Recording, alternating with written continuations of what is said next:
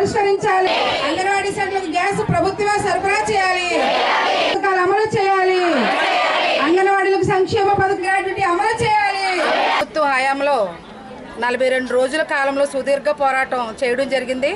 ఆ సుదీర్ఘ పోరాటంలోనే ఈ కూటమి ప్రభుత్వం వచ్చి ఇప్పటికి 10 నెలలు అయింది. కానీ ఆ సుదీర్ఘ కాలము పోరాటంలో మేము గత ప్రభుత్వం మినిట్స్ కాపీ ఇచ్చింది. ఆ మినిట్స్ కాపీని మేము అమలు చేయమని కూటమి ప్రభుత్వాన్ని అడిగినప్పుడు కూటమి ప్రభుత్వం వెంటనే మేము ప్రభుత్వం అధికారంలోకి వచ్చిన వెంటనే మీ సమస్యలు పరిష్కరిస్తామని చెప్పారు. ఇప్పటికీ 10 నెలలు కావస్తుంది, ఇప్పటికి కూడా ఏ సమస్య కూడా పరిష్కరించలేదు. ఒక విచారకరమైన విషయం, గత ప్రభుత్వం మినిట్స్ కాపీ అంగన్వాడీ వర్కుల మట్టి ఖర్చు 20,000 మినిట్స్ కాపీ ఇస్తే అది 5,000 తగ్గించి 15,000 ఈ ప్రభుత్వం అమలు చేసింది.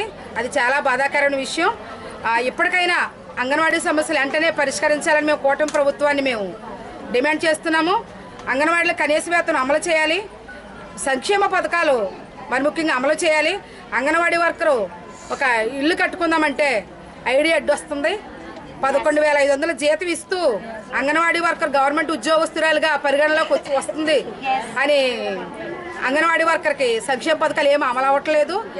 అంగన్వాడీ సెంటర్లకు ప్రభుత్వం గ్యాస్ ఉచితంగా 3 బండ్లు మేము ఇస్తాము అని ప్రభుత్వం చెప్పింది. ప్రజలకు ఏ రీతిగా అయితే ఉచిత బండ్లు ఇస్తుందో అదే రీతిగా అంగన్వాడీ సెంటర్లకు కూడా మేము ఉచిత గ్యాస్ని మేము సరఫరా చేయాలని మేము ప్రభుత్వాన్ని డిమాండ్ చేస్తున్నాము. తల్లికి వందన స్కీము ఎలిమెంటరీ స్కూల్ పిల్లలకి ఎలాగైతే అమలు చేస్తున్నారో అంగన్వాడీలో ఉన్న ప్రీ స్కూల్ పిల్లలకు కూడా తల్లికి వందన స్కీమ్ మేము అమలు చేయమని డిమాండ్ చేస్తున్నాము. మే నెలంతా కూడా ఎండల తీవ్రతను బట్టి ప్రభుత్వం ఆలోచించి మేము తల్లులకి, గర్భిణీలకి, బాలింతలకి, పిల్లలకు కూడా మేము టీహెచ్ఆర్ రూపేణా ఇంటికి మేము వాళ్ళకి ఇవ్వాల్సినవన్నీ ఇచ్చేసి సెలవులు మేము కోరడం జరుగుతుంది. మేము ఈ సందర్భంగా మేము ప్రభుత్వాన్ని డిమాండ్ చేసేది అంటే మినీ సెంటర్లకి మెయిన్ సెంటర్లుగా మారుస్తామని గత ప్రభుత్వం మేము సుదీర్ఘ పోరాటంలో మాకు మినిట్స్ కాపీలు ఇచ్చింది. కానీ ఇప్పుడు కూడా జీవో అమలు చేయలేదు. వెంటనే మినీ వర్కర్లు మెయిన్ వర్కర్లుగా చేయాలి. సుప్రీంకోర్టు తీర్పు ప్రకారంగా 2022 సంవత్సరంలో సుప్రీంకోర్టు తీర్పు ఇచ్చింది. ఆ తీర్పుని సుప్రీంకోర్టు తీర్పు ఏదైతే ఇచ్చిందో గ్రాడ్యుటీ అమలు చేయాలని, అంగన్వాడీలకి గ్రాడ్యుటీ అమలు చేయాలని మేము ఈ కూటమి ప్రభుత్వాన్ని ఈ సందర్భంగా మేము డిమాండ్ చేస్తున్నాం.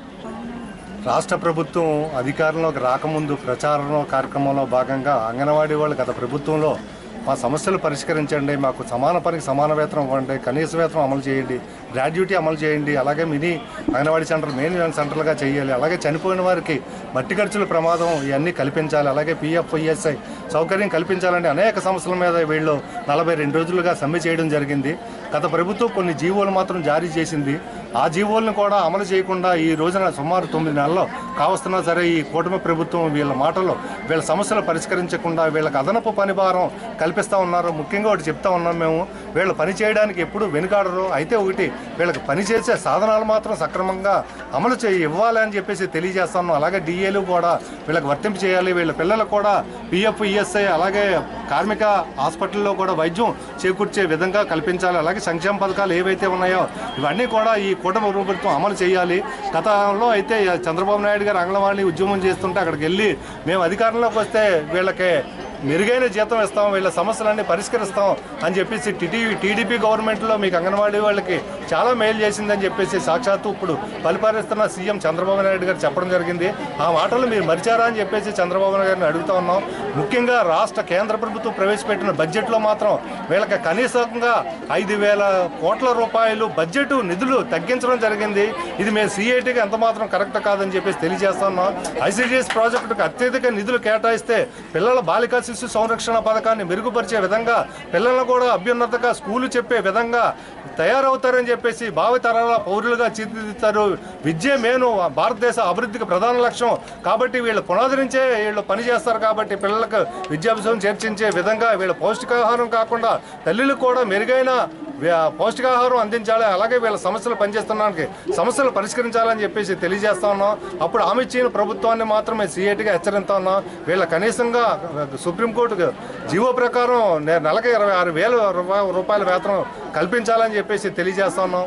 వీళ్ళు లేని పక్షంలో వీళ్ళంతా కలిసి మళ్ళా ఏదైతే పోరాటం చేశారో దానికి సిద్ధపడకుండా ఉండాలంటే కూటమి ప్రభుత్వం ఇచ్చిన హామీలు గత ప్రభుత్వం జీవోలు ఏవైతే ఉన్నాయో అవన్నీ అమలు చేసే విధంగా చర్యలు చేపట్టాలని చెప్పేసి ప్రభుత్వం డిమాండ్ చేస్తా ఉన్నాం.